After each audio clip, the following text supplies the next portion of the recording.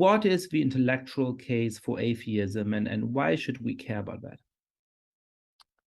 Well, the epistemological case for it is pretty simple. It's the same as the case for not believing in Zeus or Poseidon or Isis or any of the other of the thousands of dead gods that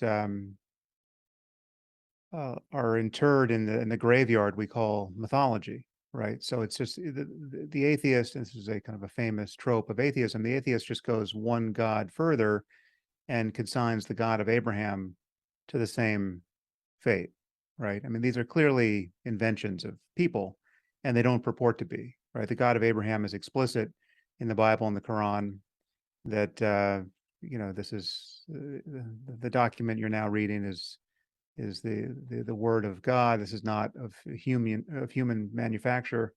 And it's just obvious that can't be so. I mean, it's really a claim when you're dealing explicitly with Judaism, Christianity, and Islam.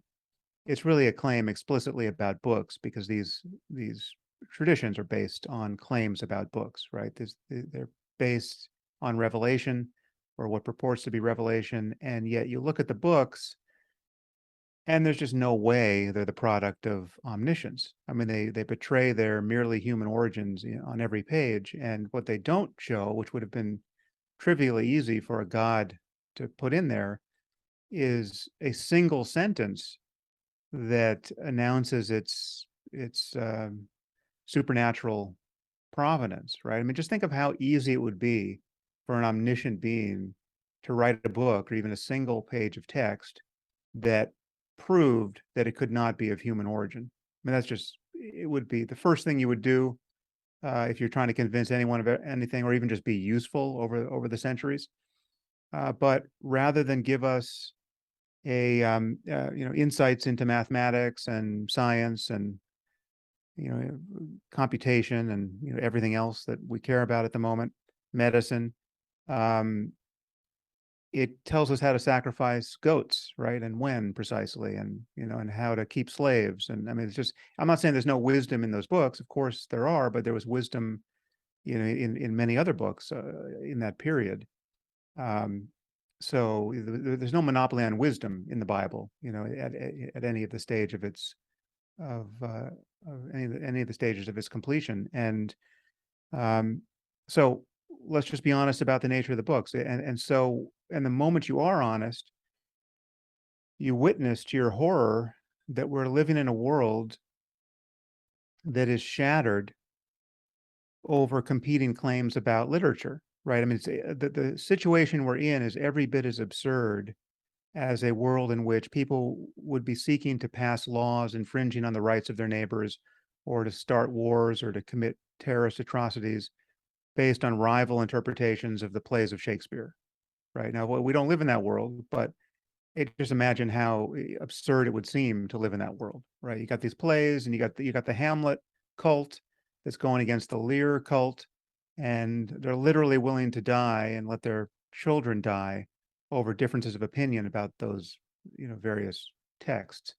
It would be insane, but the world we live in is every bit as insane as all that, right? And yet we've acclimated to it. We cease to notice it, right? It's no longer salient to most people, except most atheists. So that atheism is, intellectually and politically relevant in the end because it is the only lens you can throw up over the present that reveals how insane and obscene, really, the wastage of human life and opportunity and attention is over these ridiculous claims about texts, right? And that's now, I'm sure you'll get there, but what I'm not denying in all of that is that there are extraordinary experiences that are testified to in some of these books, right? And that the transformation of the human mind is possible, and that unconditional love is possible, and self-transcendence is possible, and certain people have extraordinary charisma, and all of that is real as phenomenology, and we should be interested in all that, but we should be investigating that and experiencing that and talking about it most of all in 21st century terms. So that's an excellent summary of the case for atheism. I wonder how far it goes, though, right? So that feels like a strong set of arguments to be skeptical about uh, the Old Testament, the New Testament, the Quran, various particular religious texts.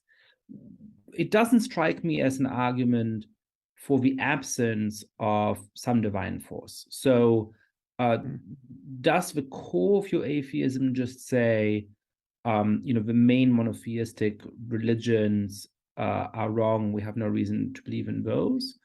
Or do you think that by extension, the same argument can be made about any particular set of claims, and we should therefore not believe in any purposive higher force? No, I mean, it really is limited to the obviously false claims about books, especially the divine origin of certain books and the virgin birth of certain people, etc. But no, I mean, I think there's every reason to believe that the universe is stranger than we realize, and may in fact be stranger than we can realize. And so if you're going to tell me we live in a universe where there are trillions upon trillions of nearly identical copies of ourselves having precisely this conversation or something close to this conversation, um, that's that picture of a multiverse. I mean, that's as strange as anything you find in religion, and yet probably 1/3 of physicists at the moment believe something like that. Yeah, but they have reasons for believing something like that. As uh, unintuitive as it is. Um, so yeah, and if we're living in a simulation on some alien supercomputer, I mean, the world could be profoundly counterintuitive.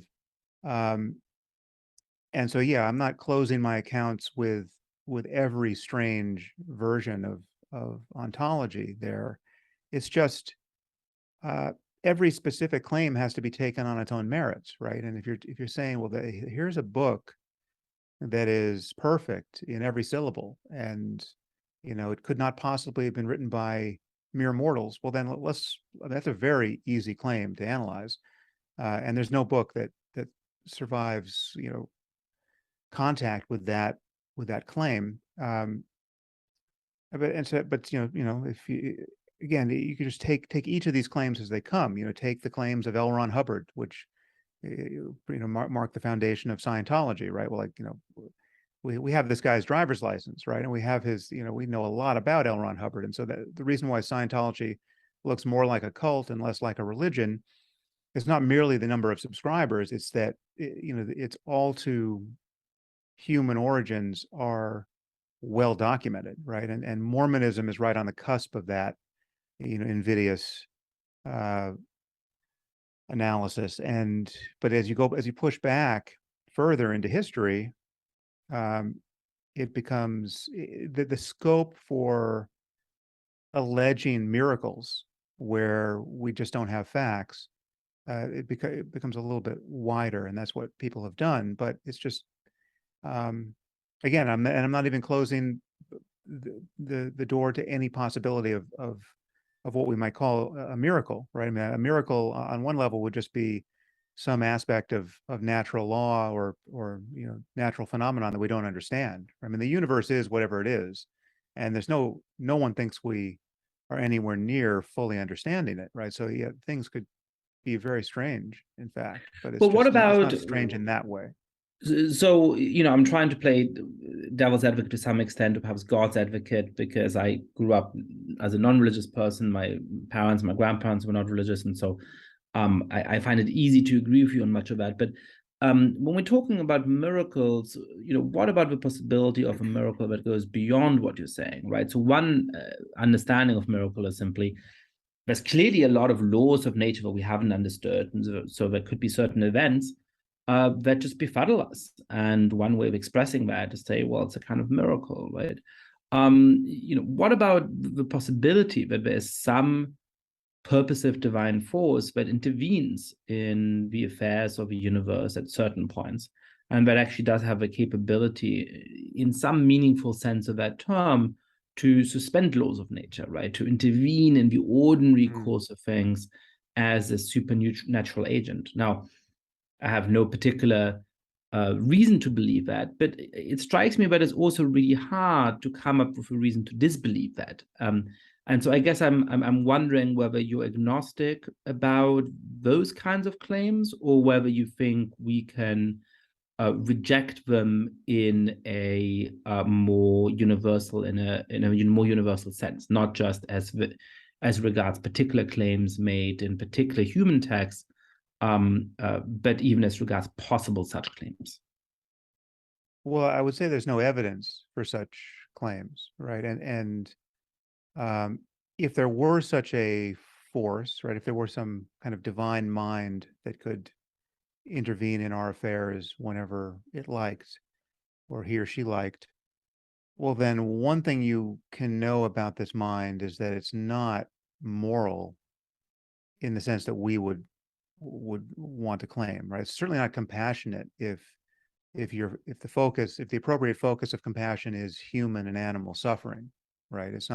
It wasn't of much help when 500 million people were killed by smallpox in the 20th century, right? It wasn't much help during the Holocaust, right? So you have all these religious people thanking God for these invisible interventions, right? You know, you find a parking space that just a second ago wasn't there, and you thank God for easing your the various transitions in your day, or more seriously, you get a diagnosis of cancer, but you get this miraculous remission, right? Your doctors thought you were doomed and you got better, right? Well, but think of all the people who didn't get better, right? And think of all the good work this God of yours has not done in the lives of others who are just as deserving or even more deserving of compassion than you were. I mean, just think of all the children who cannot be accused of having done anything wrong, who are annihilated casually moments after birth, or in the first years of their lives, right?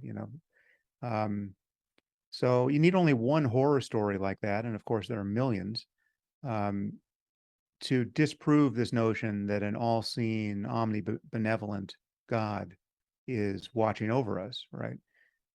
So then if you're going to say, okay, well, but what if there's a divine mind that is intervening far more casually and capriciously and without rhyme or reason, and yet but okay, well, what good is that to anyone? It's practically that's an autistic God with a roulette wheel. I mean, what are we alleging here, right? Like, what are we praying to in that case? Facts don't care about feelings.